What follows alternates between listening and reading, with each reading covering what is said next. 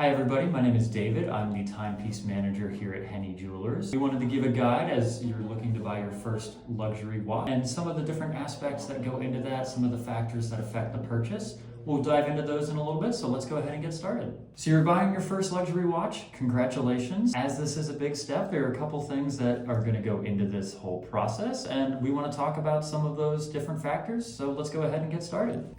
Two of the most important factors that I like suggesting people think about before buying their first luxury watch are overall the first determination of your budget and then how you want to wear this. The styles that you're liking, is this an everyday piece? Is this just a dressy piece?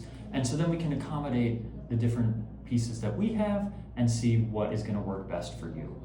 So let's say we've determined our budget. Great, the first step has been completed. The next thing is going to be that style that we mentioned earlier. And we could go anywhere from something a little bit more classic and dressy all the way to the sports end of things. So I've got a couple of pieces out here where we can kind of see those style differences. Let's say we want something very classic, very clean, simple, something that you could wear every day but will look great dressed up at the office.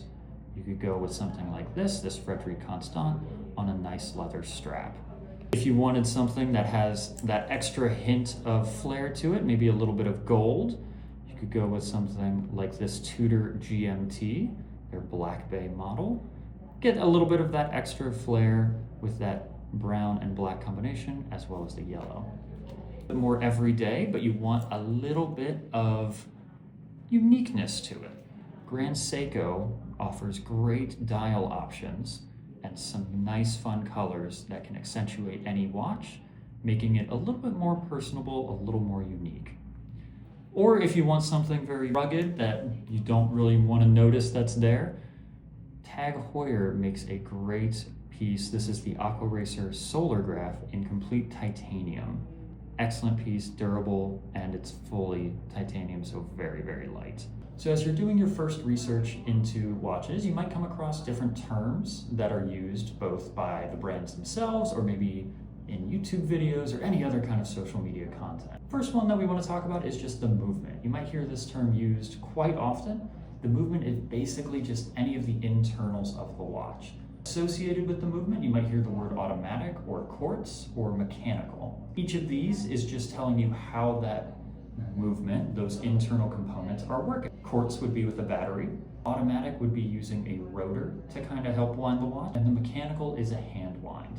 In addition, you might hear the word complication thrown around. Now this can be a little bit of a catch-all term for anything that goes onto the watch. Typically, a watch is just what we kind of think of as a couple of hands telling time. Anything that's added to that is what's considered a complication. That can be something as simple as a date, like most of these pieces on in front of me have, a second time zone, getting that extra hand. It's called a chronograph, which is basically just a stopwatch functionality, or something extra even further, like an annual calendar or a moon phase. So let's say you've done your research, you found a couple of models that you're interested in, or maybe just have an idea of the brands or styles that you like. Next step, really most important step, is going to be getting into a showroom to try some of these on, as the pictures on or videos will not do them justice. You got to get them on your wrist to know if you're truly going to like them.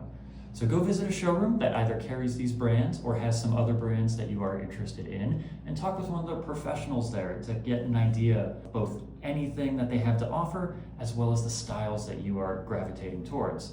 Personally, as a watch enthusiast myself, I always love helping other people get into the hobby. It's a little bit of a rabbit hole, I will warn you, but it is a fun rabbit hole that I have enjoyed through many years of my career.